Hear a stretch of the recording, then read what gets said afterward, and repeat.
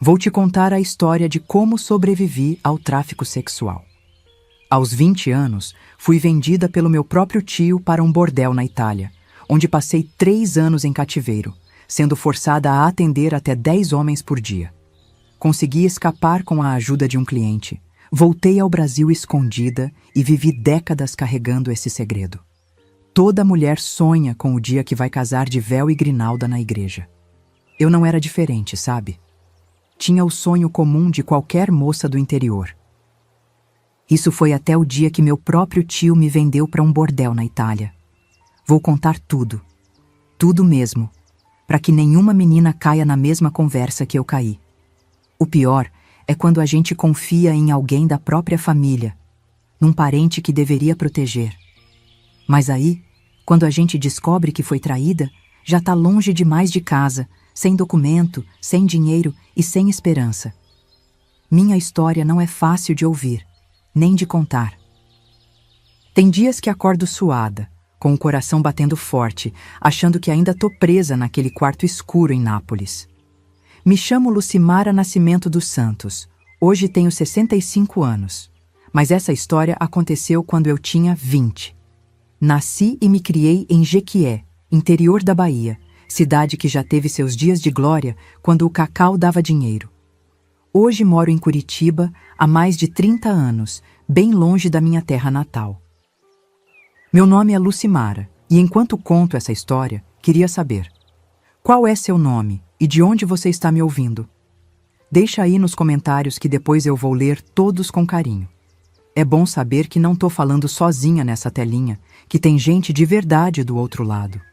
Cada comentário me dá mais força para seguir contando essa história que guardei por tanto tempo dentro de mim. Jequié, nos anos 80, já não era mais aquela cidade próspera que minha mãe contava. O cacau estava morrendo por causa de uma praga chamada vassoura de bruxa. E a pecuária também não ia lá essas coisas. Todo mundo vivia apertado, mas a gente dava um jeito. Era uma vida simples, mas honesta. Nossa casa era pequena, de tábua, no bairro do Jequizinho. O teto pingava quando chovia forte, mas era nosso cantinho. Eu dividia um colchão com minhas 2 irmãs mais novas no mesmo quarto. Desde os 12 anos, eu já trabalhava como doméstica nas casas da parte rica da cidade. Depois, aos 17, consegui um emprego melhor na fábrica de roupas do seu Ademar. Ave Maria, aquilo lá era um sufoco. A gente passava o dia todo curvada na máquina, fazendo bainha, pregando botão, costurando etiqueta. Eu me lembro das costas doendo que só, mas era melhor que lavar chão dos outros. O salário? Uma mixaria. Não chegava nem a um salário mínimo, mas juntando com o que minha mãe ganhava lavando roupa, dava para levar. Meu sonho era simples demais para quem olha de fora, mas grandão para mim, conhecer o mar e comprar uma casinha de alvenaria para tirar minha mãe daquela lida pesada. Dona Zefinha, minha mãezinha, sofria com os reumatismos nas juntas. As mãos dela eram tudo torta de tanto esfregar roupa na tábua, mas nunca reclamava. Eu via ela tomando aqueles chás de erva cidreira para aliviar a dor e continuando a trabalhar. Pensava comigo: um dia vou dar um descanso para Mainha. Ela merecia uma aposentadoria, coitada. Mas quem é que se aposenta sendo lavadeira de ganho? Tinha também o Toninho, meu primeiro namorado. Um rapaz bonito, trabalhador, que mexia com conserto de carro na oficina do pai dele. A gente começou a namorar escondido, porque minha mãe achava que eu era muito nova. Ele me esperava na saída da fábrica, a gente dava uma voltinha na praça, tomava um sorvete quando dava. Coisa simples. Foi com ele que conheci o que era gostar de alguém de verdade. A gente tinha planos de se casar quando juntasse um dinheirinho, mas aí a vida mostrou sua cara feia. Quando descobri que estava grávida, contei pro Toninho achando que ele ia ficar feliz. Menina, que engano! No outro dia, ele sumiu da cidade. A mãe dele me disse que foi trabalhar em Salvador, mas eu sabia que era mentira. Ele fugiu foi de mim e da responsabilidade. Fiquei com o coração partido e uma barriga crescendo. Minha mãe ficou triste, mas me apoiou. Cria sozinha, minha filha. Deus ajuda. E eu criei coragem. Continuei trabalhando na fábrica até onde deu. Seu Ademar deixou eu ficar mais uns meses, mas já avisou que depois era rua. Foi no 5º mês que a desgraça bateu na porta. Tava trabalhando normal naquele dia quente de outubro, quando senti uma dor forte, muito forte, e um molhado escorrendo pelas pernas. O piso da fábrica era liso. Escorreguei no próprio sangue e caí. Lembro das outras costureiras gritando, alguém me carregando. Acordei já no hospital de Jequié, sem barriga e sem neném. Os médicos disseram que foi por causa das condições, que eu trabalhava demais, que não me alimentava direito. Pode ser, mas acho que foi tristeza também. A gente sabe quando a tristeza adoece o corpo. Voltei para casa mais magra e com um vazio no peito. A notícia correu à cidade, e as fofoqueiras não perdoaram. Tá vendo? É isso que dá namorar escondido. Voltei a trabalhar depois de 2 semanas, porque precisava do dinheiro, mas meu corpo ainda doía. Seu Ademar até foi bonzinho, guardou meu lugar, mas as colegas me olhavam diferente. Eu era a moça que perdeu o filho do Toninho que fugiu. Nome comprido, né? Mas era assim que me chamavam pelas costas. Foi bem nessa época ruim que meu tio Hélio apareceu lá em casa. Ele era irmão da minha mãe, mas tinha saído de Jequié há mais de 15 anos. Vivia em São Paulo, depois foi para a Europa, voltava de vez em quando só para visitar. Chegou num carro alugado, todo bonito, com roupa de marca, relógio dourado no pulso. Trouxe presente para todo mundo. Um rádio novo para minha mãe, tecido para fazer vestido para as minhas irmãs, até um par de tênis importado para o meu irmão caçula. Tio Hélio era o orgulho da família. Todo mundo queria ser como ele quando crescesse. Era o que tinha vencido na vida, como dizia minha mãe. Saiu da pobreza, conheceu o mundo, tinha dinheiro no bolso. Quando ele chegava, era festa na rua toda. Os vizinhos vinham visitar só para ouvir as histórias dele sobre a Europa. Contava que lá as ruas eram limpas, que todo mundo tinha emprego bom, que o dinheiro valia muito mais. E a gente, bobinha, acreditava em tudo. No 3º dia da visita dele, percebi que ele me olhava diferente. Não era olhar de tio para sobrinha, sabe? Me senti desconfortável, mas não falei nada. Naquela noite, ele chamou minha mãe para conversar na cozinha. Fiquei espiando pela fresta da porta. Ele dizia que tinha um amigo italiano dono de um restaurante em Milão que estava precisando de garçonetes brasileiras, que pagava bem, em lira italiana, que dava alojamento e comida. Que eu ia ganhar em 1 mês lá o que não ganharia em 1 ano na fábrica. Quando minha mãe me contou, fiquei dividida. Por um lado, tinha medo de sair do Brasil. Nunca tinha nem saído de Jequié direito. Por outro lado, pensava, é a chance de realizar meu sonho, juntar dinheiro, comprar uma casa para Mainha. Tio Hélio garantiu que ia me ajudar com tudo, passaporte, visto, passagem. Disse que ia me buscar em São Paulo e me levar pessoalmente até a Itália para me apresentar para o tal amigo dele. Pedi 2 dias para pensar. Fui até o túmulo do meu bebê, que nem nome teve. Levei flores de papel que eu mesma fiz. Sentei lá e conversei com ele, como se pudesse me ouvir. Meu filho, será que é certo eu ir? Será que é uma oportunidade de Deus ou uma tentação do inimigo? O vento balançou as flores. Tomei como um sinal e decidi. Ia para a Itália trabalhar, juntar dinheiro e voltar para dar uma vida melhor para minha família. A despedida foi a parte mais difícil. Minha mãe chorou muito, mas me abençoou. Vai com Deus, minha filha. Não esquece da sua mãe. Minhas irmãs me abraçaram forte. O caçula pediu que eu trouxesse um carrinho da Europa para ele. Arrumei minhas poucas coisas numa mala pequena que tio Hélio me deu de presente. Era a primeira mala da minha vida. Antes eu viajava com as coisas em saco plástico mesmo. Tio Hélio cuidou de tudo rapidinho. Em 2 semanas eu já tinha passaporte, tirado às pressas em Salvador. Nunca tinha tirado foto 3 ou 4 na vida, fiquei dura que nem um poste. Ele também comprou minha passagem de avião, Jequié, Salvador, São Paulo, Lisboa, Roma.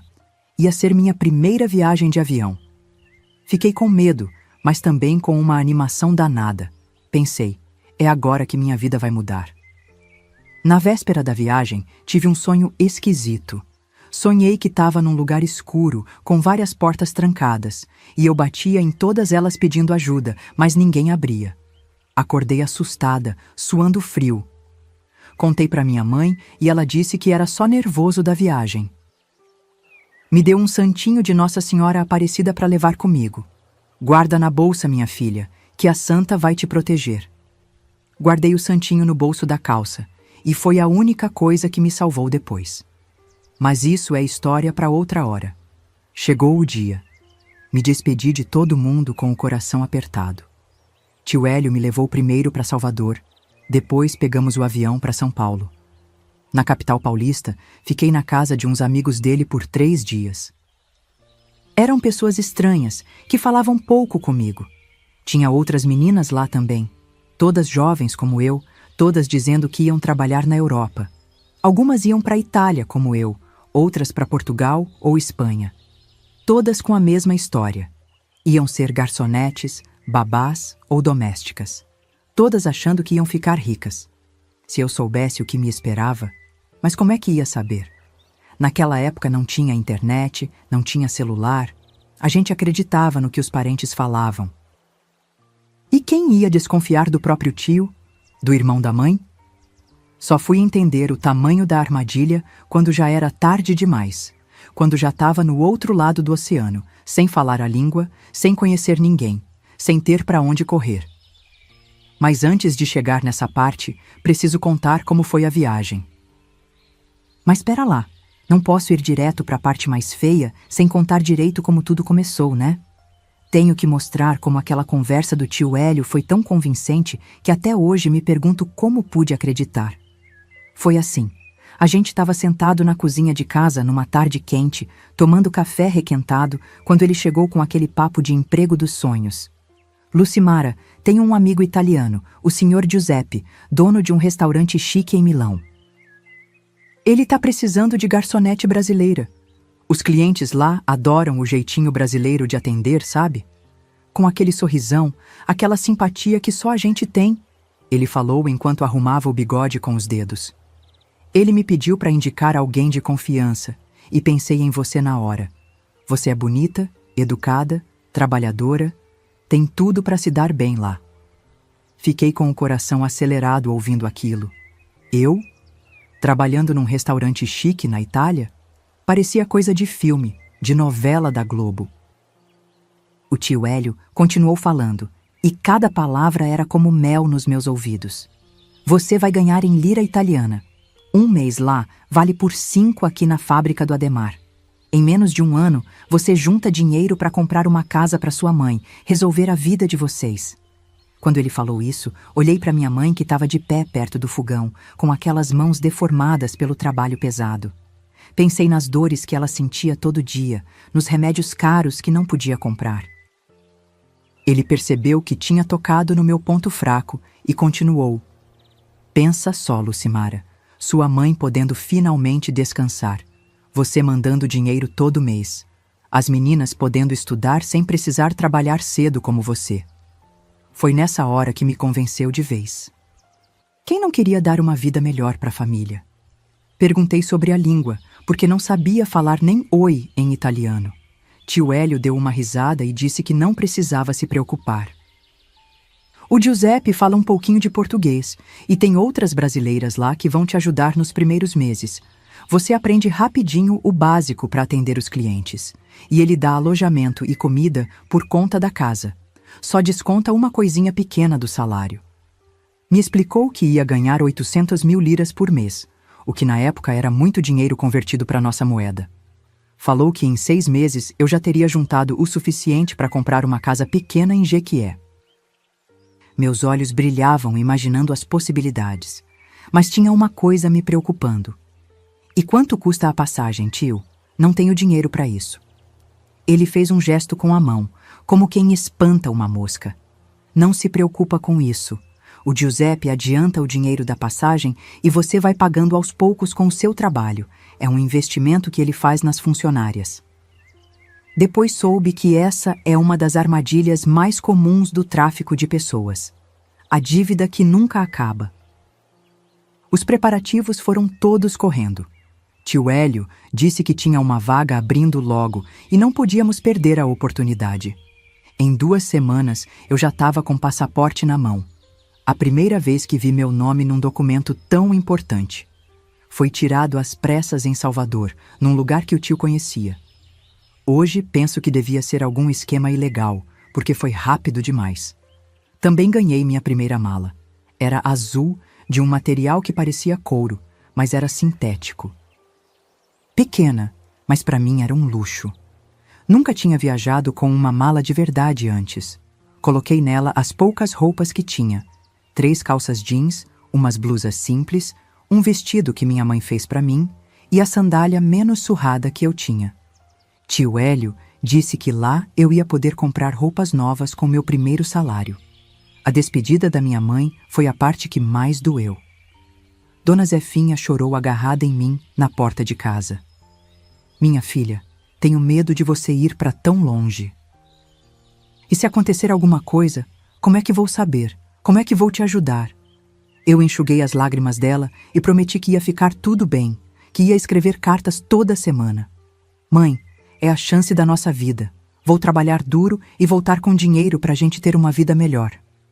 Ela segurou meu rosto entre as mãos dela, olhou fundo nos meus olhos e disse: que Nossa Senhora te proteja, minha filha. Se sentir que tem algo errado, volta para casa. Não importa o que aconteça, essa porta sempre vai estar aberta para você. Depois, ela pegou um santinho de Nossa Senhora Aparecida, beijou e colocou na minha mão. Guarda isso com você sempre. Nos momentos de aperto, pede a proteção dela. Guardei o santinho no bolso da calça e nunca mais me separei dele. A viagem de avião foi uma experiência e tanto para uma menina que nunca tinha saído de Jequié. O primeiro trecho até Salvador foi de ônibus, com tio Hélio do meu lado me explicando como ia ser tudo. Depois pegamos um avião até São Paulo. Ave Maria, que nervoso na hora da decolagem. Agarrei no braço do tio com tanta força que ele reclamou. Calma, menina, parece que nunca andou de avião. E era verdade, nunca tinha andado mesmo. Em São Paulo, fiquei 3 dias na casa de uns amigos do tio Hélio. Eram pessoas estranhas, falavam pouco comigo. Tinha outras moças lá também, todas jovens, todas dizendo que iam trabalhar na Europa. Uma ia ser babá em Portugal, outra empregada doméstica na Espanha, outra modelo na França. Hoje sei que provavelmente todas tiveram o mesmo destino que eu, mas na época acreditei. Finalmente chegou o grande dia, o voo internacional. Saímos de São Paulo com destino a Lisboa, onde faríamos uma escala antes de seguir para Roma. Gente, que avião enorme! Tinha televisão no encosto da poltrona, comida que vinha em bandejas, comissárias de bordo falando inglês. Me senti uma artista de cinema. Durante o voo, tio Hélio me explicou mais detalhes sobre o trabalho. O restaurante do Giuseppe é um dos mais elegantes de Milão. Fica perto da catedral, num bairro chique. Você vai usar um uniforme bonito, atender pessoas importantes. Tem que ser educada e sorrir sempre. Ele falou também que eu ia dividir quarto com outras brasileiras no alojamento, que era perto do restaurante. No começo vai ser difícil por causa da língua, mas logo você pega o jeito. Chegamos em Lisboa depois de quase 10 horas de voo. Minhas pernas estavam dormentes, minha cabeça doendo. Fizemos escala de 2 horas e embarcamos para Roma. Quando o avião começou a descer para pousar na Itália, olhei pela janelinha e vi a cidade lá embaixo. Meu coração disparou. Era ali que minha vida ia mudar. Pelo menos era o que eu achava. No aeroporto de Roma, senti o primeiro calafrio. Tio Hélio, que tinha sido todo atencioso durante a viagem, de repente mudou. Ficou sério, apressado. Me levou até um homem italiano, careca, de óculos escuros, que nem sorriu para mim. Eles conversaram em italiano e eu não entendi nada. Depois tio Hélio virou para mim e disse: Lucimara, o senhor Carlo vai te levar para o alojamento agora. Eu tenho que resolver uns negócios em Roma e não posso ir até Milão. Aquilo me pegou de surpresa. Mas tio, o senhor não ia me apresentar para o tal Giuseppe? Não ia me levar até o restaurante? Ele desconversou, disse que tinha surgido um imprevisto, que o Carlo era homem de confiança do Giuseppe, que ia me levar para o lugar certo. Antes que eu pudesse protestar, ele me deu um abraço rápido, entregou minha mala para o Carlo e disse: "Se comporta, faz tudo direitinho que vai dar certo." Foi a última vez que vi tio Hélio por muitos anos. Fui com o tal Carlo, sem ter muita escolha. Entramos num carro preto e saímos do aeroporto. Ele mal falava, só resmungava algumas coisas em italiano que eu não entendia. Tentei puxar assunto em português, mas ele fez sinal para eu ficar quieta. Foi aí que comecei a sentir um frio na barriga, um pressentimento ruim. A viagem de carro foi longa, mais de 2 horas. Eu achava que íamos para Milão, mas depois descobri que estávamos indo para Nápoles, no sul da Itália. A paisagem pela janela ia mudando, saímos da cidade grande e pegamos uma estrada entre montanhas. Eu estava exausta da viagem, acabei cochilando. Quando acordei, já era noite e estávamos entrando numa cidade. Carlo parou o carro numa rua estreita, mal iluminada. Nada parecido com o bairro chique perto da catedral que tio Hélio tinha descrito. Descemos e ele me levou até um prédio velho, de 3 andares. Subimos até o 2º andar e ele bateu numa porta. Quem abriu foi uma mulher de uns 40 anos, maquiagem pesada, cabelo tingido de loiro. "Benvenuta", ela disse, com um sorriso que não chegava aos olhos. Me puxou para dentro enquanto Carlo entrava com minha mala. O lugar era uma espécie de apartamento grande, com várias portas que deviam ser quartos. Tinha um cheiro forte de cigarro e perfume barato. A mulher se apresentou como Madame Rosa. Disse que era brasileira também, de Recife, e que ia me explicar tudo. "Cadê o restaurante? Cadê o senhor Giuseppe?" Perguntei, já sentindo que tinha algo muito errado. Madame Rosa deu uma risada que me gelou a espinha. "Querida, não tem restaurante nenhum. Não tem Giuseppe. Você está na Casa Rosa, o melhor bordel brasileiro de Nápoles. E a partir de agora, você trabalha para mim." Foi como se o chão sumisse debaixo dos meus pés. Bordel? Trabalhar para ela? Como assim? Comecei a tremer. As lágrimas brotaram nos meus olhos. Houve algum engano. Meu tio Hélio me trouxe para trabalhar como garçonete num restaurante em Milão. Falei com a voz falhando. Madame Rosa trocou um olhar com Carlo e os dois riram.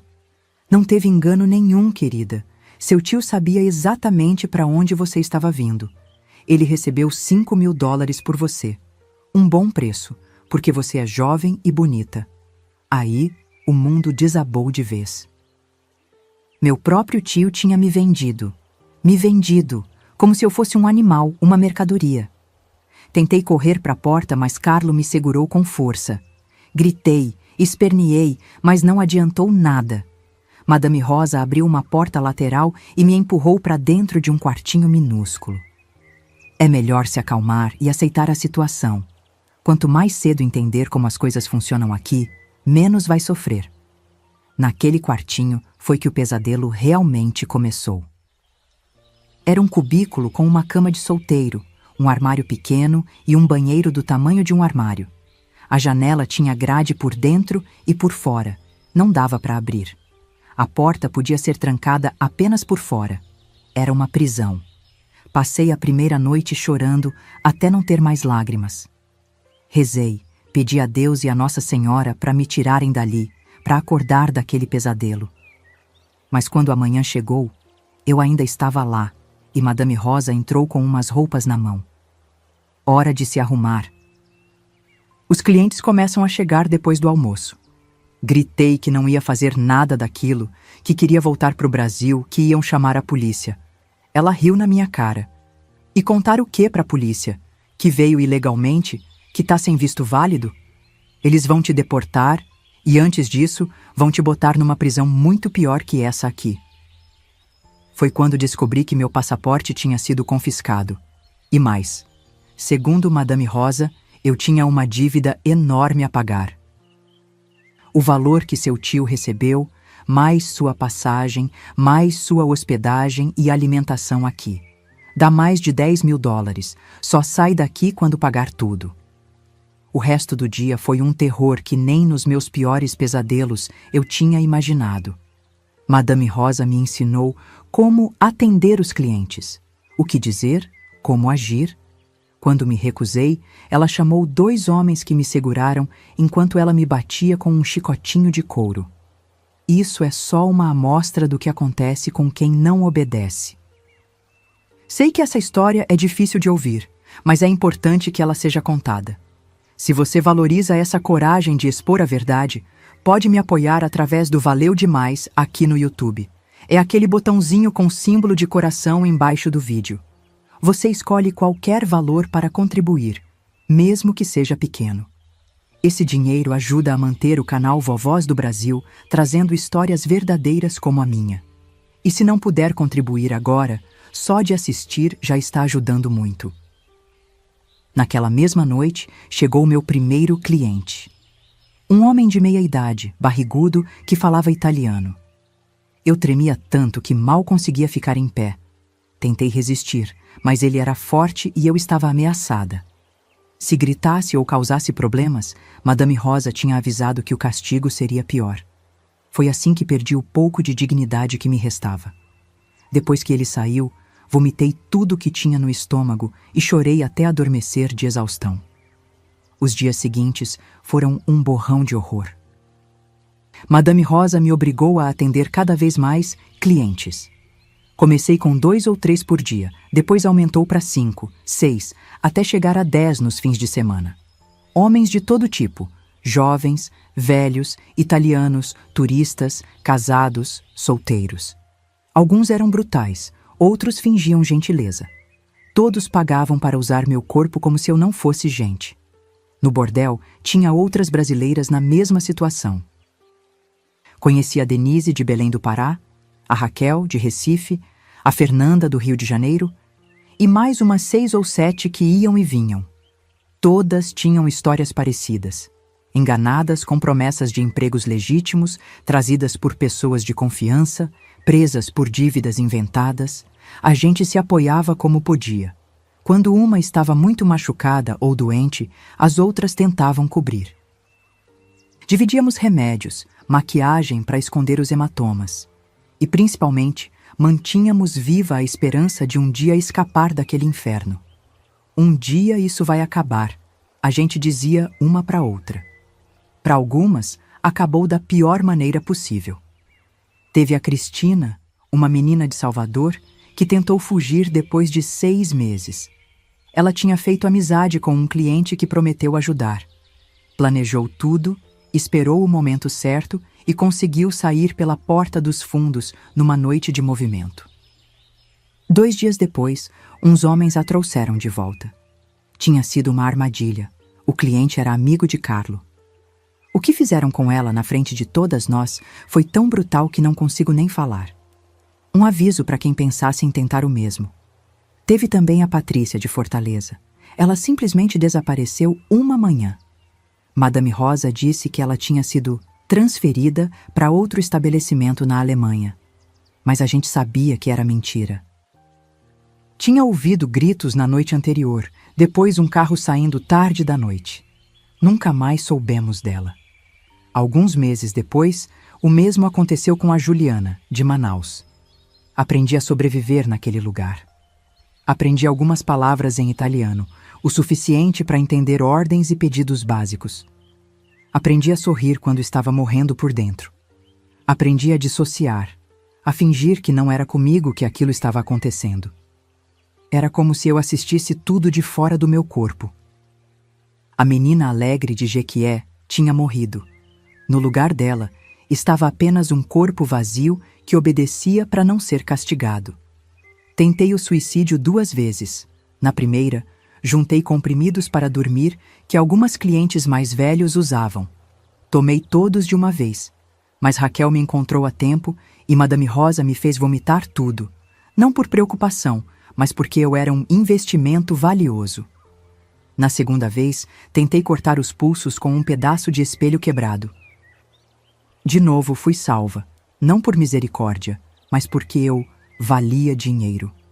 Depois da segunda tentativa, Madame Rosa me colocou sob vigilância constante. Tirou tudo do meu quarto que pudesse ser usado para me machucar. Me obrigou a trabalhar mais para compensar o transtorno. Os únicos momentos de alívio eram quando alguma de nós ficava menstruada. Aí tínhamos alguns dias de folga dos clientes, mas éramos obrigadas a fazer limpeza na casa. O tempo foi passando e eu fui perdendo a noção dos dias, dos meses. Sei que passei por 3 invernos naquele lugar, então foram cerca de 3 anos. 3 anos de inferno na terra. Mandavam cartas falsas para minha família, ditadas por Madame Rosa, dizendo que eu estava bem, trabalhando no restaurante, juntando dinheiro. Até mandavam algum dinheiro de vez em quando para manter a farsa. Pequenas quantias que não faziam nem cócegas na dívida que só aumentava. A esperança de escapar dali ia diminuindo a cada dia. As outras meninas que chegaram comigo já tinham desistido, aceitado seu destino. Algumas até ganharam privilégios, podiam sair acompanhadas para fazer compras, tinham quartos melhores. Eu não. Continuava rebelde demais, segundo Madame Rosa. Por isso ficava trancada quando não estava trabalhando. Mas o destino às vezes prepara surpresas quando a gente menos espera. E a minha salvação veio de onde eu nunca imaginaria. Veio através de um cliente, um homem italiano chamado Giancarlo, que mudaria tudo. Mas essa já é a próxima parte da minha história. Giancarlo apareceu na minha vida quando eu já tinha perdido toda a esperança. Era um senhor de uns 60 anos, professor universitário aposentado. Diferente da maioria dos clientes, ele não me procurava tanto pelo sexo, mas pela companhia. Pagava a Madame Rosa pelo tempo inteiro, mas às vezes a gente só conversava. No começo, era difícil por causa da língua, mas depois de tanto tempo lá, eu já entendia um pouco de italiano. Numa dessas noites, ele percebeu as marcas de pancada nas minhas costas. "Ti ha fatto questo? Quem te fez isso?" ele perguntou. Comecei a chorar, sem conseguir parar. Foi a primeira vez que alguém mostrou preocupação verdadeira comigo em anos. Entre soluços, contei um pouco da minha história, que eu não estava ali por escolha, que tinha sido vendida, que não podia sair. Giancarlo ficou em silêncio por um tempo, pensativo. Antes de ir embora, ele me disse baixinho: "Ti aiuterò. Vou te ajudar." Não acreditei muito. Já tinha ouvido promessas parecidas antes, que nunca deram em nada. Mas ele voltou na semana seguinte, e na outra. E em cada visita, trazia um pouco de comida escondida, algumas liras que escondia embaixo do colchão e, mais importante, um plano. Ele descobriu que toda segunda-feira, quando o movimento era menor, Madame Rosa saía para resolver negócios e deixava só um segurança. Era nosso ponto fraco. Giancarlo planejou tudo. Ele viria como cliente e, quando estivesse saindo, causaria uma distração. Eu deveria estar pronta perto da porta dos fundos às 10 da noite em ponto, com nada além da roupa do corpo e do dinheiro escondido. Durante semanas, guardei cada lira que Giancarlo me dava. Escondi tudo dentro do forro do colchão, num buraquinho que fiz com uma tesoura de unha. Não contei o plano para ninguém, nem mesmo para as outras brasileiras. Não por falta de confiança, mas por medo. Se algo desse errado, não queria que elas sofressem também. O dia marcado chegou. Era uma segunda-feira de novembro, chuvosa e fria. Passei o dia toda tensa, com medo de que alguém percebesse. Madame Rosa saiu como previsto. Só o Fabrício, o segurança mais novo e menos esperto, ficou.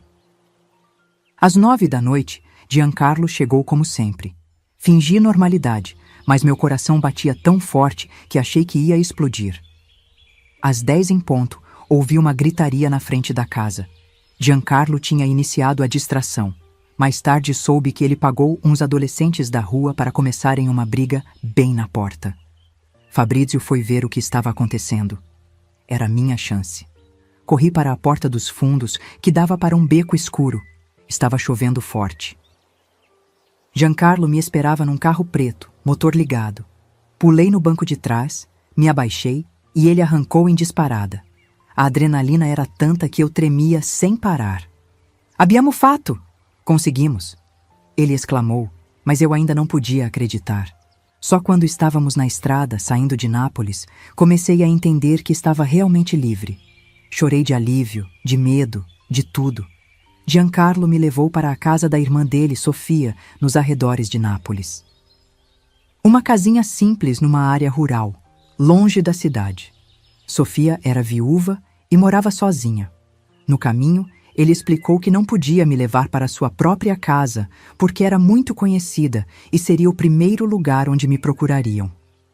Mia sorella ti terrà sicuro. Minha irmã vai te manter segura. Sofia não fez muitas perguntas. Giancarlo deve ter contado a ela alguma versão da minha história. Ela me deu roupas limpas, um quarto pequeno mas aconchegante nos fundos da casa, e algo que eu não tinha há muito tempo: privacidade. Passei os primeiros dias praticamente dormindo, exausta física e emocionalmente. Quando não estava dormindo, estava chorando. Era como se meu corpo e minha mente finalmente tivessem permissão para sentir todo o horror que passei. Os primeiros meses foram de muito medo. Não saía da casa de jeito nenhum. Vivia assustada, achando que a qualquer momento Carlo e seus capangas iam aparecer e me levar de volta. Sofia me tranquilizava. Sei ao sicuro que você está segura aqui. Giancarlo aparecia de vez em quando, sempre com cuidado para não ser seguido. Ele trazia notícias, comida e ia planejando a próxima etapa, me mandar de volta para o Brasil. O problema maior era que eu não tinha documentos. Meu passaporte tinha ficado com Madame Rosa, e sem ele não podia simplesmente pegar um avião de volta. Precisávamos achar outra maneira. Enquanto isso, comecei a ajudar Sofia nos trabalhos domésticos. Era o mínimo que podia fazer por quem estava arriscando tanto por mim. Depois de uns 3 meses escondida, quando já estávamos mais confiantes que não me procuravam mais, afinal para Madame Rosa, eu era só mais uma mercadoria que podia ser substituída, comecei a fazer faxina para algumas amigas de Sofia. Trabalho informal, pagamento em dinheiro vivo, sem precisar de documentos. Era arriscado, mas precisava juntar dinheiro para a volta. Trabalhei como faxineira por quase 6 meses. As senhoras italianas gostavam do meu serviço porque eu era meticulosa. Anos de limpar o bordel sob ameaça me fizeram assim. Guardava cada lira que ganhava numa latinha de biscoito que Sofia me deu. À noite, contava o dinheiro obsessivamente, vendo ele crescer pouco a pouco. Cada moeda me aproximava mais da liberdade verdadeira. Enquanto isso, Giancarlo pesquisava maneiras de me tirar da Itália. Avião estava fora de questão. Pensei em tentar uma embaixada brasileira, mas tinha medo de ser deportada e, de alguma forma, acabar nas mãos das mesmas pessoas. Não confiava em autoridades depois de tudo que tinha visto. Finalmente, ele encontrou uma solução. Eu iria de navio até a Argentina e de lá entraria no Brasil por terra. O plano era perigoso. Giancarlo tinha um amigo que trabalhava num navio mercante que fazia rota para Buenos Aires. Ele me colocaria como ajudante de cozinha, sem registros oficiais. Era arriscado, podia ser presa por imigração ilegal se descobrissem, mas era a minha única chance. Aceitei. Depois de tudo que tinha passado, qualquer risco valia a pena para voltar para casa. A despedida de Sofia foi emocionante. Aquela senhora italiana que mal me conhecia tinha sido mais família para mim nos últimos meses do que meu próprio tio em toda a vida. Ela me deu um rosário de presente e disse: "Pregherò per ti ogni giorno." Vou rezar por você todos os dias. Giancarlo me levou até o porto de Nápoles numa madrugada fria de maio. Tudo tinha que acontecer no escuro, sem testemunhas. A viagem de navio durou quase 1 mês. Trabalhei duro na cozinha, descascando batatas, lavando panelas, fazendo qualquer serviço para justificar minha presença a bordo. Dormia num quartinho minúsculo, mal maior que um armário, mas pela primeira vez em anos podia trancar a porta por dentro. Era mais liberdade do que eu tinha tido em muito tempo. Quando finalmente chegamos a Buenos Aires, o amigo de Giancarlo me ajudou a desembarcar sem passar pela imigração oficial. Me deu um endereço de uma pensão barata onde poderia ficar alguns dias enquanto planejava a travessia para o Brasil. Também me deu o contato de um coiote, alguém que ajudava pessoas a cruzar fronteiras ilegalmente. Era assustador confiar em estranhos depois de tudo, mas não tinha escolha. Fiquei uma semana em Buenos Aires, numa pensão suja no centro da cidade. Foi a primeira vez em muito tempo que estava completamente sozinha, sem Giancarlo ou Sofia para me ajudar. Não falava espanhol, tinha pouquíssimo dinheiro e medo de tudo e todos. Mas sobrevivi. Encontrei o tal Coyote, um argentino chamado Miguel, que cobrou quase todo o meu dinheiro para me levar até a fronteira com o Brasil. A travessia foi feita de ônibus até uma cidadezinha na fronteira e depois a pé por trilhas no meio do mato. Tinha mais umas 3 pessoas no grupo, todos imigrantes ilegais como eu. Caminhamos a noite toda, com medo de ser pegos pela patrulha de fronteira. Quando o sol nasceu, Miguel apontou para a frente e disse: Brasil. Nunca senti tanto alívio na vida. Estava em casa. Era 1986 quando pisei de volta no Brasil, quase 4 anos depois de ter saído. Mas eu não podia simplesmente voltar para Jequié. A vergonha era muito grande. Como ia olhar nos olhos da minha mãe e contar o que tinha acontecido, o que tinha sido forçada a fazer? E tinha mais. E se o tio Hélio ainda estivesse por lá? E se ele descobrisse que eu tinha voltado e tentasse me silenciar? Não. Voltar para Jequié não era uma opção. Decidi recomeçar em um lugar onde ninguém me conhecesse. Tinha ouvido falar bem de Curitiba, que era uma cidade organizada, com oportunidades de trabalho. Peguei um ônibus do interior do Rio Grande do Sul, onde cruzei a fronteira, até Curitiba. Foram 3 dias de viagem, comendo o mínimo possível para economizar o pouco dinheiro que me restava. Cheguei em Curitiba sem conhecer ninguém, sem documentos, além da certidão de nascimento que, graças a Deus, tinha trazido costurada na bainha da saia e com uns trocados no bolso. Encontrei uma pensão barata no centro, dessas que não fazem muitas perguntas. Nos primeiros dias, perambulei pela cidade procurando trabalho. Foi difícil, sem documentos, sem referências, sem nada. Finalmente, consegui um trabalho como ajudante de cozinha num restaurante pequeno. O dono, seu Antônio, era um português que também tinha chegado ao Brasil sem muita documentação, então entendeu minha situação. Não contei a verdade, claro. Disse que tinha sido roubada, que tinham levado meus documentos e que estava longe da família. Uma meia-verdade. Trabalhei feito uma condenada naquele restaurante. Chegava antes de todo mundo e saía depois que tudo estava limpo. Seu Antônio percebeu minha dedicação e foi me dando mais responsabilidades. De ajudante passei a auxiliar de cozinha, depois a cozinheira de fato. Aprendi a fazer pratos que nem sabia que existiam. A cozinha se tornou meu refúgio, o lugar onde eu podia focar em algo além das memórias horríveis. Com meu primeiro salário, aluguei um quartinho numa pensão melhor. Com o segundo, comecei o processo para tirar novos documentos. Foi uma burocracia infernal, mas seu Antônio me ajudou, serviu de testemunha, disse que me conhecia há anos. Menti que tinha perdido tudo num incêndio. Naquela época era mais fácil, as coisas não eram tão conectadas por computador como hoje. Depois de uns meses, tinha RG e CPF novos. Aos poucos, fui reconstruindo uma vida. Mandei uma carta para minha mãe, usando o endereço do restaurante como remetente. Não contei a verdade, claro. Disse que o trabalho na Itália não tinha dado certo, que tinha voltado e encontrado oportunidade em Curitiba. Que estava bem e trabalhando, mas que por enquanto não podia voltar para Jequié. Ela respondeu feliz por me saber viva e em segurança, sem fazer muitas perguntas. O tempo foi passando. 2 anos se tornaram 3, 3 se tornaram 5. Eu me tornei a cozinheira principal do restaurante, que cresceu bastante. Consegui alugar um apartamento pequeno só para mim. Fiz algumas amigas, colegas de trabalho principalmente, mas mantinha todo mundo a uma certa distância. Não conseguia confiar completamente em ninguém. Nunca contei minha história verdadeira a ninguém. Foi nessa época que conheci Sebastião.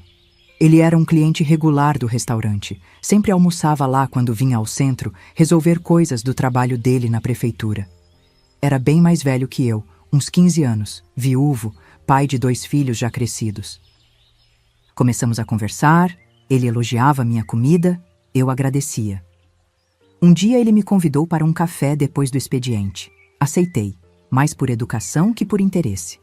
Mas Sebastião era um homem bom, calmo, respeitoso, sem pressa. Foi me conquistando aos poucos, com paciência. Eu tinha muito medo de me relacionar depois de tudo que passei, mas ele nunca forçou nada.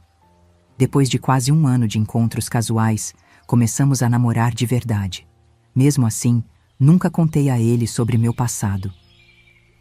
Disse apenas que tinha tido uma experiência ruim na Itália e preferia não falar sobre isso. Ele respeitou. Nos casamos em 1992, numa cerimônia simples no civil. Convidei minha mãe e irmãos, mas só a minha irmã mais nova veio. Mamãe já estava muito doente para viajar.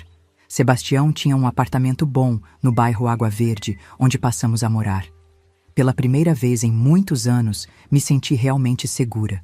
Tinha um lar, um marido que me respeitava, um trabalho que gostava. De fora, parecia uma vida normal, feliz até. Mas por dentro, as feridas continuavam abertas. Tinha pesadelos quase toda noite. Acordava gritando, suada, revivendo os horrores do bordel em Nápoles. Sebastião me abraçava, tentava me acalmar, mas nunca perguntava detalhes.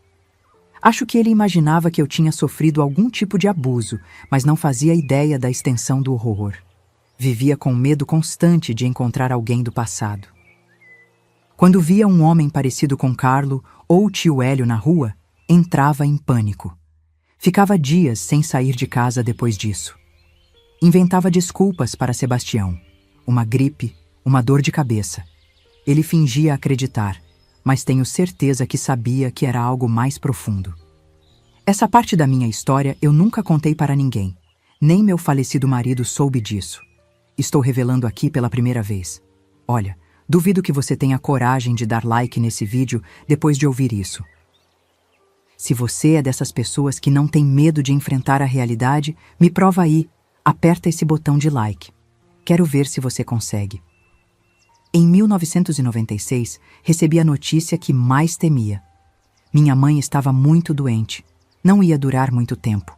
Era câncer no pâncreas, já em estágio avançado. Minha irmã me ligou implorando que eu fosse a Jequié me despedir. Eu queria ir.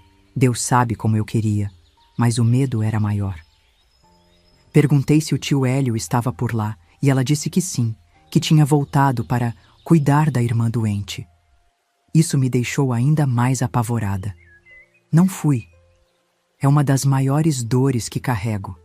Minha mãe morreu sem que eu pudesse me despedir, tudo por causa do medo. Sebastião não entendeu. Como poderia? Para ele, eu estava sendo fria, abandonando minha mãe no momento mais difícil. Foi nossa primeira grande briga. Quase contei tudo naquele dia, mas as palavras não saíam.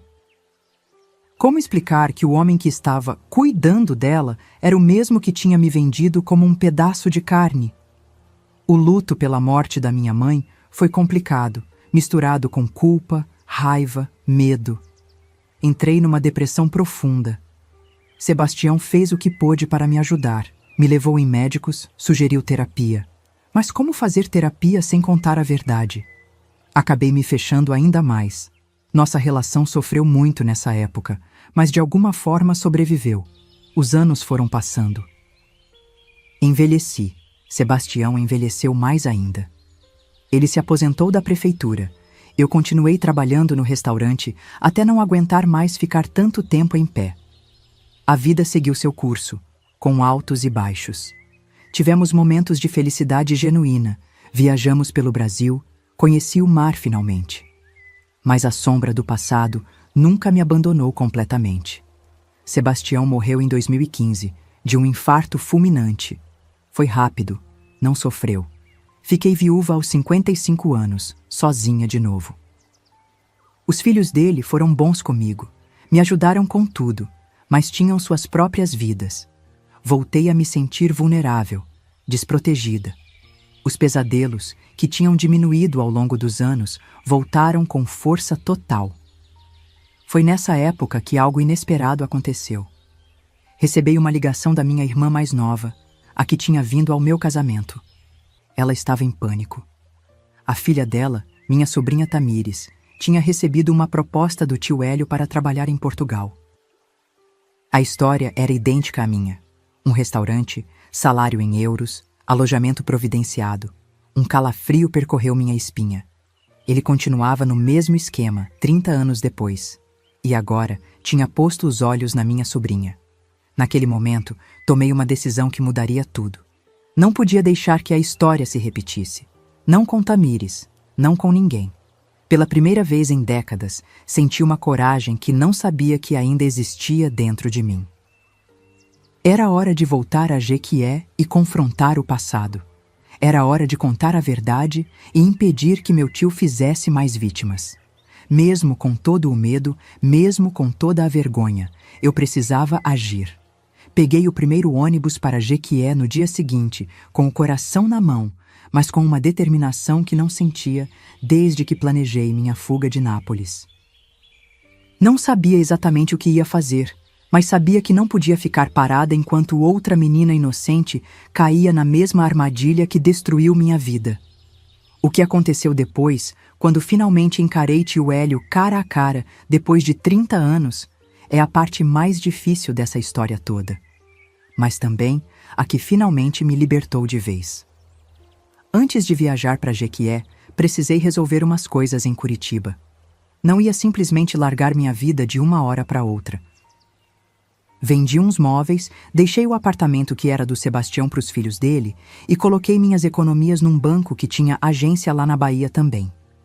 Foi nessa correria que acabei passando por São Paulo, onde ia pegar outro ônibus.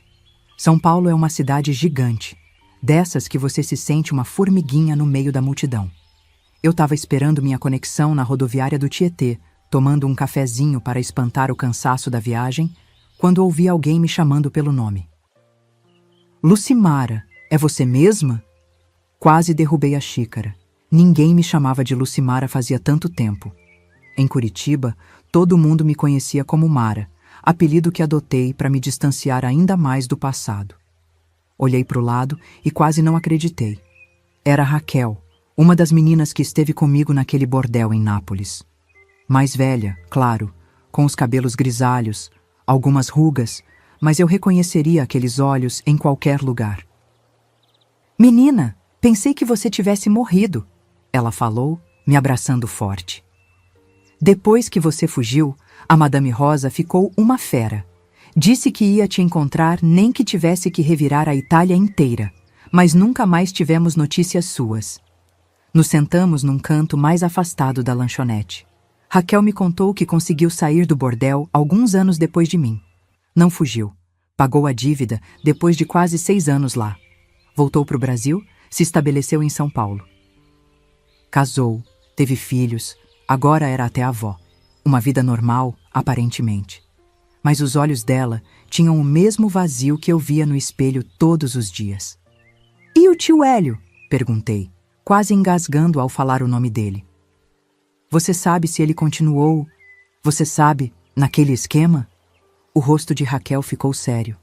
Continuou e continua, Lucimara. Não só ele, mas vários outros. É uma rede, sabe?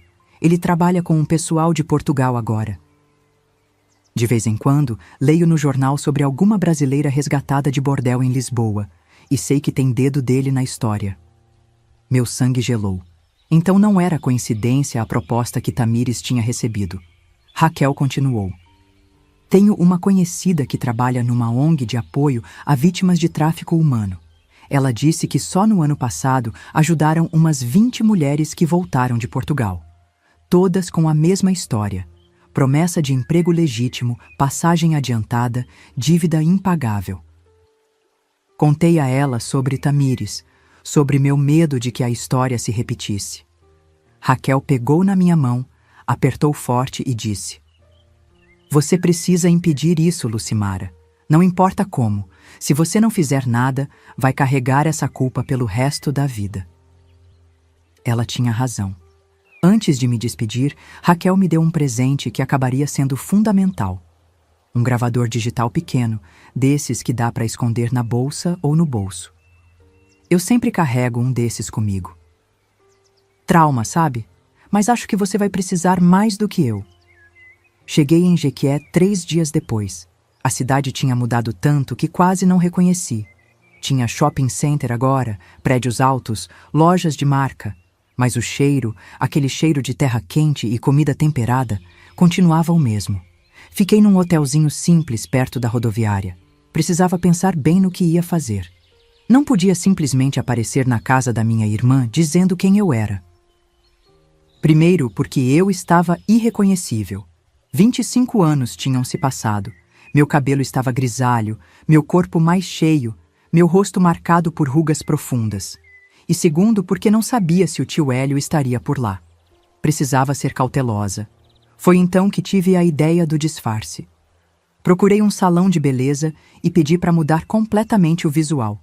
Pintei o cabelo de um castanho escuro, cortei curto, comprei uns óculos grandes de grau fraco. Também comprei roupas diferentes do meu estilo habitual, mais simples, como usaria uma empregada doméstica. Estava irreconhecível. Descobri que minha irmã, Carminha, morava numa casa boa num bairro novo da cidade. Seu marido trabalhava numa empresa grande, tinham uma vida confortável. Passei alguns dias observando a rotina da casa de longe. Vi minha sobrinha Tamires algumas vezes. Uma moça bonita de uns 22 anos, jeito alegre. Vi também o tio Hélio chegando e saindo. Estava velho, mas ainda tinha aquele andar confiante, aquele jeito de quem é dono do mundo.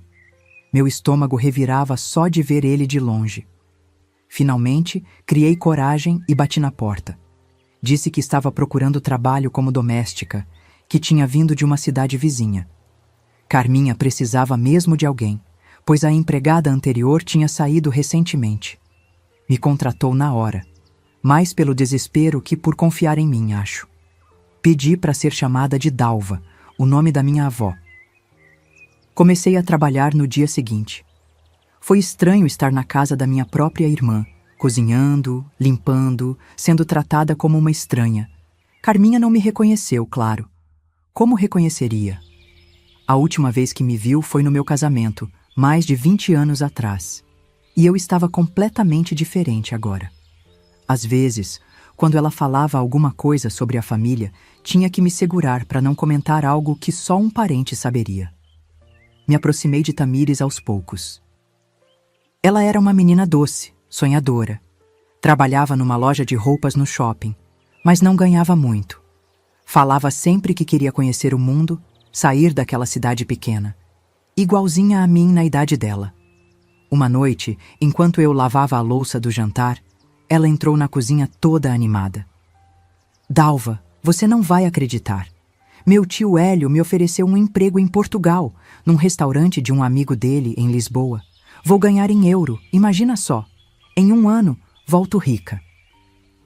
Quase deixei cair um prato. Era exatamente como Raquel tinha dito, exatamente como tinha acontecido comigo. O mesmo conto, a mesma armadilha, uma nova vítima. Respirei fundo e tentei soar casual. Que legal, menina. E esse tio, ele é confiável? Claro que é, ela respondeu, ofendida com minha dúvida. É irmão da minha avó, tá sempre ajudando a família. Ele viaja muito, conhece muita gente importante. Já ajudou várias meninas daqui a conseguir trabalho na Europa. E essas meninas, elas voltaram? Mandaram notícias? Perguntei, tentando não parecer muito curiosa. Tamires ficou pensativa. Algumas mandam cartão postal, dizem que tá tudo bem. Outras acabam ficando por lá mesmo, arrumam um namorado europeu, essas coisas. Ou simplesmente desaparecem, pensei comigo. Ou são encontradas mortas em algum beco, ou continuam presas em bordéis imundos, sem conseguir escapar. Nos dias seguintes, fiquei atenta a qualquer visita do tio Hélio. Ele aparecia quase todo dia, sempre trazendo presentes para Tamires, roupas de marca, perfumes importados, até um celular novo. Estava investindo pesado na mercadoria. Sempre que podia, eu ficava por perto durante essas visitas, fingindo que estava limpando algo ou arrumando a sala. O gravador de Raquel sempre no bolso do avental, ligado. Numa dessas visitas, consegui gravar ele falando sobre os preparativos da viagem. Como ia ser tudo muito rápido, Como Tamires não precisava se preocupar com documentos ou dinheiro, que ele cuidaria de tudo. Exatamente como tinha feito comigo. Mas essas gravações ainda não eram suficientes. Precisava de algo mais concreto, algo que provasse o verdadeiro destino que aguardava minha sobrinha. Foi então que resolvi procurar ajuda. Nas minhas folgas, comecei a frequentar um bar perto da Praça Central, onde se reuniam jornalistas do jornal local. Conversei com alguns, discretamente, até encontrar Arnaldo, um repórter investigativo que tinha feito matérias sobre tráfico humano. Contei parte da história, não tudo, apenas o suficiente para despertar o interesse dele. Arnaldo ficou intrigado. Disse que já desconfiava que havia uma rede de tráfico operando na região, mas nunca conseguiu provas suficientes. Se você conseguir uma confissão gravada, algo que mostre claramente o esquema, posso não só publicar uma reportagem, mas também levar à Polícia Federal. Eles têm uma delegacia especializada em tráfico humano em Salvador. O plano começou a tomar forma.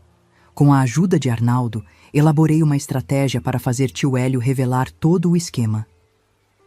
Eu fingiria interesse em recrutar outras meninas para o mesmo trabalho em Portugal, dizendo que conhecia várias moças na minha cidade natal que estariam interessadas. Para isso, precisaria saber exatamente como funcionava o negócio, quanto ele ganhava por cada menina, quem eram os contatos no exterior. A oportunidade surgiu quando Carminha e o marido viajaram para Salvador para resolver uns assuntos, deixando Tamires e tio Hélio em casa. Era um domingo. Eu estava de folga, mas passei lá com a desculpa de que tinha esquecido algo. Encontrei os dois na sala, conversando animadamente sobre a viagem que aconteceria em 2 semanas. Seu Hélio, desculpe me intrometer, comecei, fingindo timidez. Mas não pude deixar de ouvir sobre essa oportunidade maravilhosa que o senhor está dando para Tamires. Sabe, tenho umas sobrinhas na minha cidade que também sonham em trabalhar fora do país. O velho canalha virou para mim com um sorriso que gelou minha espinha. Era o mesmo sorriso que deu quando me convenceu a ir para a Itália. É mesmo, Dalva? Quantos anos elas têm, suas sobrinhas? A mais nova tem 18, a mais velha 22, respondi, de olhos baixos. São meninas bonitas, trabalhadeiras. A mais velha até já trabalhou como garçonete, tem experiência. Os olhos dele brilharam de cobiça. Interessante, muito interessante. Tamires, querida, por que você não vai para o seu quarto arrumar aquelas roupas novas que te dei? Quero conversar uma coisinha com a Dalva aqui. Assim que Tamires saiu, o tio Hélio mudou completamente. O tom paternal deu lugar a uma voz fria, calculista. Olha, Dalva, vou ser direto. Esse negócio de restaurante em Portugal é só a isca, entende? As meninas vão trabalhar em casas de entretenimento. Ganham bem, mas não exatamente servindo mesas, se é que me entende. Fingi uma surpresa modesta, como se já suspeitasse de algo assim, mas não quisesse julgar. Entendo, seu Hélio. E quanto o senhor ganha por cada menina que indica? Ele riu, relaxando ao ver que eu não estava chocada. Depende da menina. Se for bonita, jovem, virgem, pode valer até 10.000 euros. As mais velhas ou menos atraentes, uns 5.000. Mas o melhor é que não é só esse dinheiro inicial. Tem uma porcentagem dos lucros também, enquanto ela estiver trabalhando lá. Meu estômago revirou, mas mantive a expressão neutra. E é seguro? Não tem problema com a polícia, essas coisas? Que nada. Tenho contatos em todos os lugares certos. Na polícia daqui, na imigração, nos aeroportos. Em Portugal também tá tudo ajeitado. As meninas chegam lá achando que vão trabalhar num restaurante chique. Quando descobrem a verdade, já estão com o passaporte retido, devendo a passagem, hospedagem, roupas, comida. Ficam presas pela dívida.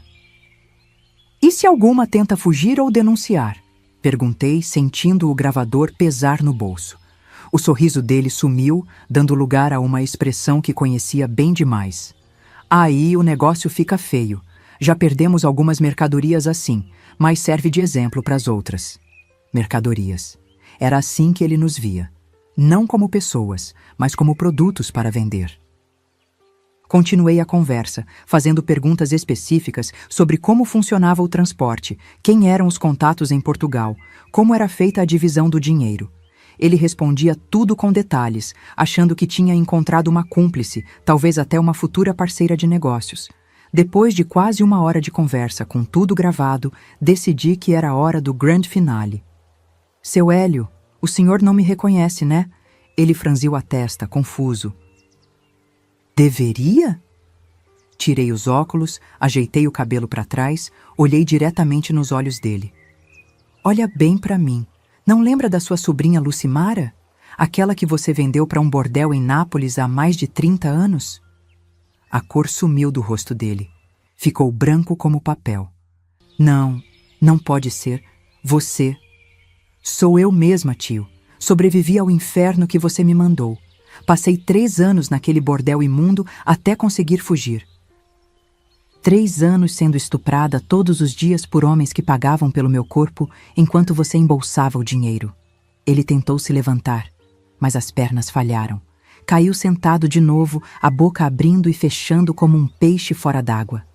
Você não pode provar nada. Foi há muito tempo. Tirei o gravador do bolso, apertei o botão e deixei ele ouvir parte da nossa conversa recente. Não preciso provar o que aconteceu comigo. Basta provar o que você está fazendo agora.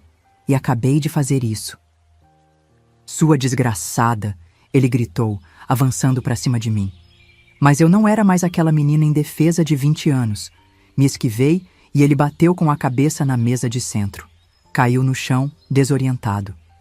Tamires apareceu na sala, assustada com o barulho. O que está acontecendo aqui? Tio Hélio, o senhor está bem? Seu tio não é quem você pensa, Tamires, falei, ainda ofegante. Ele ia te vender para um bordel em Portugal. Ia te mandar para o mesmo inferno que mandou a mim 30 anos atrás. Do que você está falando, Dalva? Que história é essa? Ela perguntou, confusa e assustada. Meu nome não é Dalva, sou Lucimara. Sou irmã da sua mãe, sou sua tia. O que se seguiu foi uma confusão de emoções e revelações. Tamires não acreditou de imediato, claro. Tio Hélio negou tudo. Disse que eu era louca, que tinha inventado tudo. Mas então coloquei a gravação para tocar. A confissão dele, clara como água, sobre o esquema de tráfico, sobre as mercadorias, sobre tudo. Naquela mesma noite, depois que tio Hélio saiu furioso da casa, ameaçando voltar com a polícia, o que eu duvidava muito que faria, dado o que eu tinha contra ele, contei toda a minha história para Tamires. Desde a proposta do tio Hélio quando eu tinha a idade dela, a viagem para a Itália, os anos de horror no bordel, a fuga, o retorno ao Brasil, os anos vivendo escondida em Curitiba. Tudo. No dia seguinte, quando Carminha e o marido voltaram, tive que contar tudo de novo. Foi a primeira vez que vi minha irmã em mais de 2 décadas.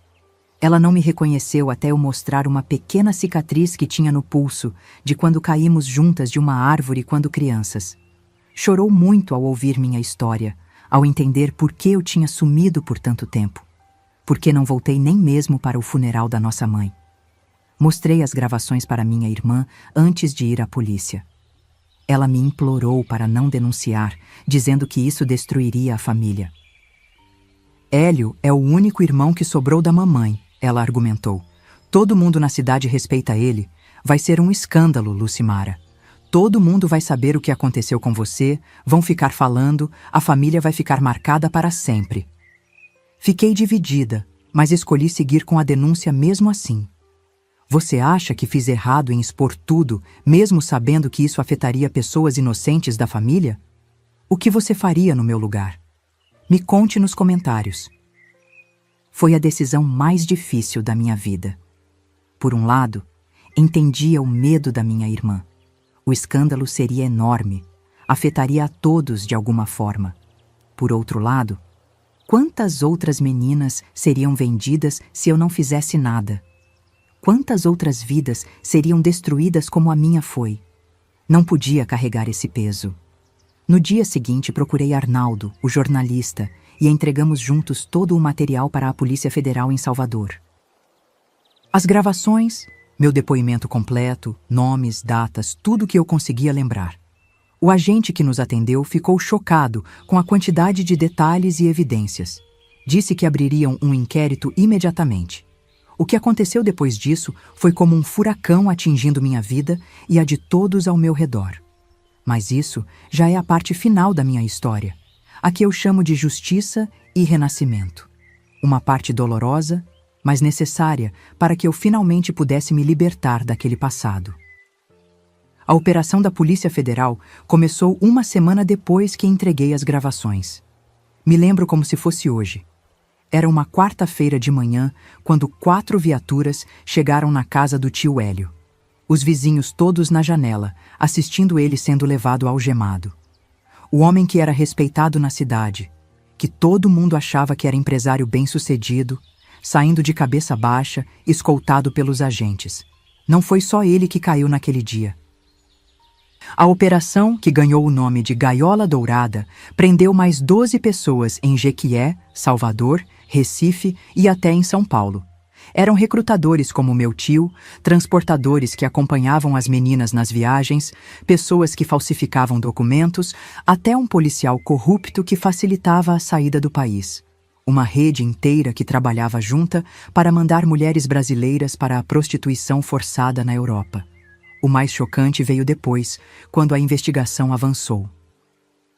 A Polícia Federal, trabalhando junto com a Interpol e a Polícia de Portugal, descobriu que só essa rede tinha traficado mais de 200 mulheres do Nordeste nos últimos 20 anos. 200 vidas destruídas. Algumas tinham conseguido voltar, como eu.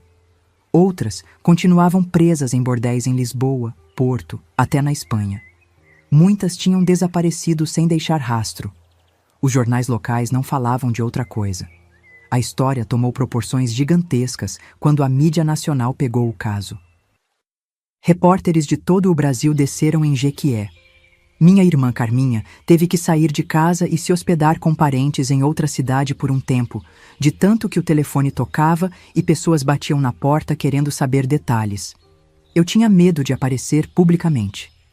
Medo de retaliação dos comparsas que ainda estavam soltos, medo da exposição, medo da vergonha. Então a Polícia Federal me deu proteção e garantiu que minha identidade seria preservada quando o caso fosse a julgamento. Também me incluíram num programa de proteção a testemunhas temporário, me levando para um local seguro em Brasília até o início do processo. Foi durante esse período em Brasília que conheci outras sobreviventes. Mulheres como eu, que tinham passado pelo mesmo inferno, mas tinham encontrado a coragem de denunciar. Algumas eram meninas jovens, recém-resgatadas, ainda com o olhar vazio que eu conhecia tão bem. Outras eram mais velhas, carregando décadas de trauma como eu. Nos reuníamos em sessões de apoio psicológico, organizadas pelo Programa de Proteção. Foi a primeira vez que falei abertamente sobre o que tinha acontecido comigo com pessoas que realmente entendiam.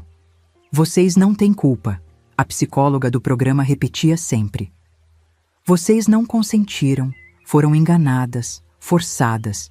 A culpa é dos criminosos, não de vocês. Era difícil internalizar isso depois de tanto tempo me culpando. Me culpando por ter sido ingênua, por ter confiado, por não ter conseguido fugir antes. Mas aos poucos, aquela sementinha de autoabsolvição foi crescendo dentro de mim. 6 meses depois da prisão, começou o julgamento. Foi um dos primeiros grandes casos de tráfico humano a ser julgado no Brasil com a lei nova, mais severa. Eu tive que testemunhar, claro. Foi a parte mais difícil. Entrei no tribunal usando um capuz preto, como aqueles que a polícia usa em operações. Só dava para ver meus olhos. Mesmo assim, tremia tanto que achei que não ia conseguir falar. Mas quando começaram as perguntas, algo dentro de mim mudou. Era como se cada palavra que eu dizia tirasse um pouco do peso que carreguei por 30 anos. Contei tudo. A proposta do tio Hélio, a viagem para a Itália, os anos no bordel, os abusos, as tentativas de fuga, finalmente o retorno ao Brasil. E depois, o reencontro com ele, a descoberta de que continuava no mesmo esquema, a armadilha que preparei. Do outro lado da sala, tio Hélio me olhava com ódio. Mesmo com o capuz, ele sabia que era eu. Nossos olhares se cruzaram uma vez e não vi nenhum arrependimento nele, só raiva por ter sido pego. Isso me deu ainda mais certeza de que tinha feito a coisa certa ao denunciá-lo. O julgamento durou semanas. Outras vítimas testemunharam, algumas pessoalmente, outras por vídeo direto de Portugal, onde tinham sido resgatadas. Provas técnicas foram apresentadas, gravações telefônicas, transferências bancárias, depoimentos de arrependidos que entregaram o esquema em troca de penas menores. Quando finalmente saiu a sentença, foi histórica. Tio Hélio foi condenado a 18 anos de prisão.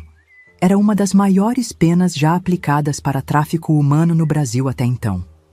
Os outros membros da quadrilha pegaram entre 5 e 15 anos, dependendo da participação. Foi uma vitória não só para mim, mas para todas as mulheres que tinham sofrido nas mãos deles.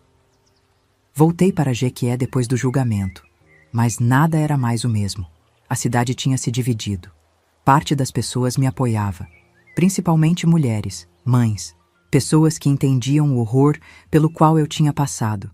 Mas outra parte me via como a vilã, a que tinha manchado o nome da família, da cidade. Alguns parentes mais distantes deixaram de falar comigo. Houve até quem dissesse que eu tinha inventado tudo por vingança. O pior foi a reação de alguns membros da própria família. Um dos meus irmãos se recusou a acreditar na minha história, dizendo que eu estava exagerando, que não podia ter sido tão ruim assim.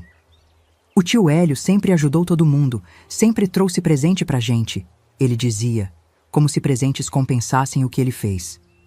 Meu relacionamento com esse irmão nunca mais foi o mesmo. Por outro lado, minha irmã Carminha, depois do choque inicial e da resistência à denúncia, se tornou meu maior apoio. Me perdoa, Lucimara, ela dizia entre lágrimas. Se eu soubesse, se a gente soubesse... Mas como ela poderia saber? Tio Hélio enganou a todos durante décadas. Era um ator perfeito, mostrava apenas o que queria que víssemos. Tamires, minha sobrinha, foi a mais impactada. Afinal, ela quase se tornou mais uma vítima. Precisou de acompanhamento psicológico para lidar com o trauma de descobrir o que quase aconteceu com ela, e também por todo o escândalo que se seguiu. Mas ela sempre esteve do meu lado. Você salvou minha vida, tia. Nunca vou esquecer isso. Passei uns meses em Jequié, tentando reconstruir esses laços familiares rompidos. Foi um período difícil, de muitas conversas dolorosas, muitas lembranças trazidas à superfície. Mas também foi um tempo de cura, de finalmente olhar nos olhos das pessoas que eu amava e contar minha verdade, sem medo, sem vergonha. Acabei voltando para Curitiba. Era onde eu tinha construído minha vida adulta, onde me sentia mais segura. Levei Tamires comigo. Ela queria distância de Jequié depois de tudo o que aconteceu. Ajudei ela a encontrar um curso técnico, depois uma faculdade. Hoje, ela é assistente social, trabalha ajudando mulheres em situação de vulnerabilidade. Diz que se inspirou na minha história. Os anos foram passando. Eu tentava seguir com minha vida, mas o passado sempre estava lá, como uma sombra. Tinha menos pesadelos, é verdade, mas ainda acordava gritando às vezes. Ainda entrava em pânico quando via alguém parecido com Carlo ou tio Hélio na rua. Ainda não conseguia ter relacionamentos íntimos saudáveis. Depois que o Sebastião morreu, nunca mais me envolvi com ninguém. Aos 60 anos, tomei uma decisão que mudou tudo. Finalmente busquei terapia de verdade. Não o apoio psicológico temporário que tive durante o julgamento, mas um tratamento contínuo com uma psicóloga especializada em trauma. No começo foi assustador. Abrir aquelas feridas antigas, falar sobre coisas que eu tinha enterrado tão fundo dentro de mim. Mas aos poucos, fui aprendendo a lidar com as memórias sem que elas me dominassem completamente. A terapia me ajudou a entender que eu não era só a minha história de abuso, que aqueles 3 anos terríveis não definiam quem eu era, que eu tinha conseguido sobreviver, reconstruir uma vida, ajudar outras pessoas, que eu era forte, não apesar do que tinha passado, mas também por causa disso. Foi durante esse processo terapêutico que recebi a notícia. Tio Hélio tinha morrido na prisão. Um infarto aos 82 anos. Não senti alegria como imaginei que sentiria. Nem tristeza, claro. Foi mais um sentimento de encerramento, como se um capítulo longo e doloroso da minha vida tivesse finalmente chegado ao fim. Depois da morte dele, tomei outra decisão importante: contar minha história publicamente. Não escondida atrás de um capuz, não como uma testemunha anônima, mas como Lucimara Nascimento dos Santos, sobrevivente. Comecei participando de palestras em escolas, alertando jovens sobre os perigos do tráfico humano. Depois, fui convidada para falar em delegacias, treinando policiais para identificar potenciais vítimas. Aprendi a reconhecer os sinais de vulnerabilidade: meninas jovens desempregadas, famílias em situação de pobreza, promessas de emprego rápido no exterior. Exatamente as condições que facilitaram meu próprio tráfico tantos anos atrás. E o mais importante, aprendi a abordar essas meninas de um jeito que elas realmente ouvissem, porque eu falava com a autoridade de quem tinha vivido aquilo. Se alguém te oferece um emprego que parece bom demais para ser verdade, desconfie, eu dizia nas palestras. Se querem que você viaje rápido, sem dar tempo de verificar detalhes, desconfie. Se oferecem adiantar passagem, hospedagem e dizem que você pode pagar depois com o trabalho, desconfie ainda mais.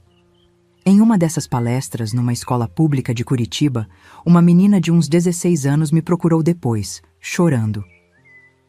Contou que um amigo da família tinha feito exatamente essa proposta. Trabalho na Espanha, tudo pago adiantado. Ela já estava com a passagem marcada para a semana seguinte. Conseguimos envolver a polícia e descobrimos que era parte de uma nova rede de tráfico. Aquela menina foi salva e outras que seriam levadas pelo mesmo homem também.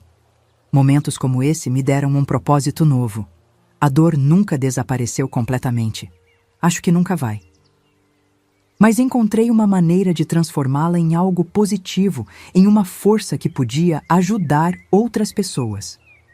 Cada menina que conseguia alertar a tempo, cada potencial vítima que era salva, era como uma pequena vitória contra tudo que me fizeram.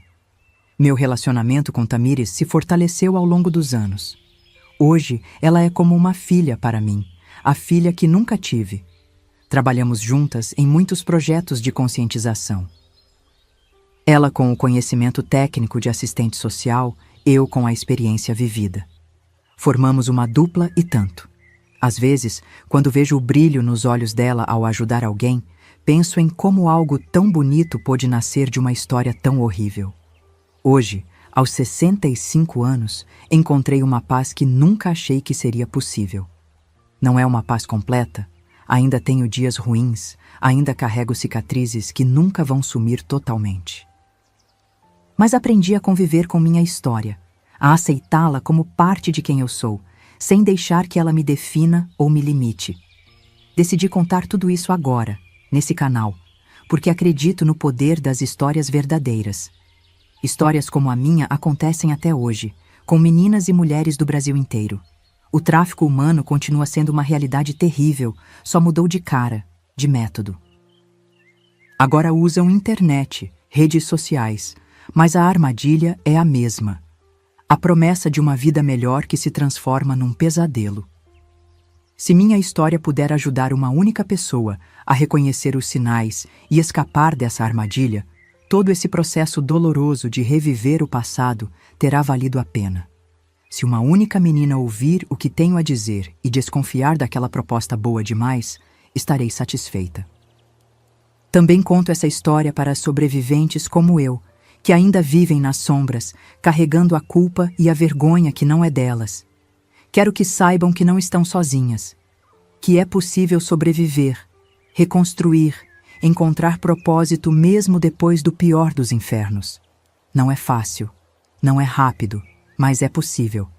Eu sou prova viva disso. Voltei a Jequié uma última vez, ano passado. Fui visitar o túmulo da minha mãe, coisa que nunca tinha conseguido fazer antes. Levei flores, aquelas margaridas amarelas que ela gostava tanto. Ajoelhei, toquei a lápide fria e falei tudo que estava entalado na minha garganta por décadas. Pedi perdão por não ter estado lá quando ela mais precisou. Contei que finalmente tinha feito justiça. Chorei até não ter mais lágrimas. Quando me levantei, me senti mais leve, como se um peso enorme tivesse saído das minhas costas. Na volta para Curitiba, olhando pela janela do ônibus, vendo a paisagem da Bahia passar, pensei em tudo o que vivi, em todos os caminhos que me trouxeram até aqui. Pensei na menina sonhadora que fui, tão ansiosa para conhecer o mundo. Pensei na mulher quebrada que me tornei por anos. E pensei na pessoa que sou hoje. Nem aquela menina ingênua, nem a vítima despedaçada, mas uma sobrevivente com cicatrizes e tudo. Eu sou Lucimara Nascimento dos Santos, tenho 65 anos e essa é a história da minha vida. Se quer ouvir mais histórias de mulheres reais como eu, que passaram por situações que ninguém deveria passar, se inscreva no canal Vovós do Brasil. A gente precisa contar essas histórias para que nunca mais se repitam. E se você está vendo esses quadradinhos passando na tela agora, clique neles para ouvir mais histórias de mulheres guerreiras como eu. São mulheres que enfrentaram outros tipos de violência, outros desafios, mas que também encontraram força para seguir em frente. Histórias de dor, sim, mas também de superação e esperança. Histórias que precisam ser ouvidas. Clique e confira. Obrigada por me ouvir até aqui.